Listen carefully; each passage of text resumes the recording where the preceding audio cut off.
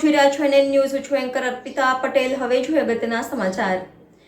SOG AP ચૌધરીનાઓએ Surat શહેર વિસ્તારમાં આવી તથા નશા માટે ઉપયોગમાં લેવાતી ટેબ્લેટ સિરપ વેચાણ કરતા હોય તેવા મેડિકલ સ્ટોર ઉપર વોચ રાખવા માટે એસઓજીની અલગ અલગ ટીમો બનાવવામાં આવેલ.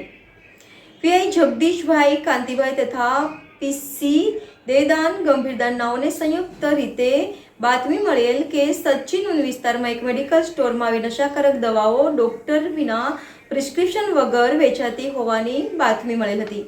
જે અંતર્ગત એસઓજીના અધિકારી માણસો તથા food and drugs inspector Shri S A Patel નાઓને સાથે રાખીને દુકાન નંબર 0203 નુરાની નગર ભીંડી બજાર ઉન સુરતમાં આવેલ રૂહી મેડિકલ સ્ટોર્સ નામના મેડિકલ સ્ટોર ઉપર ટ્રેપ ગોઠવી ડમી ગ્રાહક મોકલતા મેડિકલ સ્ટોરના સંચાલક શ્રી મુકેશ ધર્માનંદ શાહ ઉંમર વર્ષ 33 ધંધો મેડિકલ વેપાર રહે પ્લોટ નંબર 11 સોસાયટી પોસ્ટ ઓફિસની બાજુમાં ભેસ્તાન સુરત મૂળ વતન ગામ એકમાન થાણા જલગાંવ તાલુકો જલગાંવ જિલ્લો પૂર્ણિયા બિહારવાળાને કોઈ પણ જાતના ડોક્ટરના પ્રિસ્ક્રિપ્શન વગર નશાયુક્ત દવાનું વેચાણ પોતાના મેડિકલ સ્ટોર ઉપરથી કરેલ, જેથી ઉપરોક્ત ટીમ દ્વારા તેનો મેડિકલ સ્ટોર ઉપર ટ્રેપ ગોઠવી રેડ કરી નશાકારકમાં ઉપયોગમાં લેવાતી પ્રિસ્ક્રિપ્શન વગર વેચાતી દવાની બોટલ મળી આવેલ છે.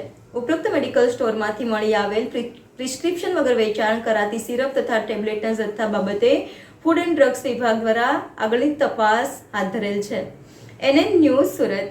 દર્શક મિત્રો, તમારી આસપાસ બની રહેલી અવનવી ઘટનાઓ વિશે જાણવા માટે એનએન ન્યૂઝને લાઇક કરો, શેર કરો, સબસ્ક્રાઇબ કરો અને બેલ આઇકન પ્રેસ કરો, જેથી આપને નોટિફિકેશન્સ મળતી રહે.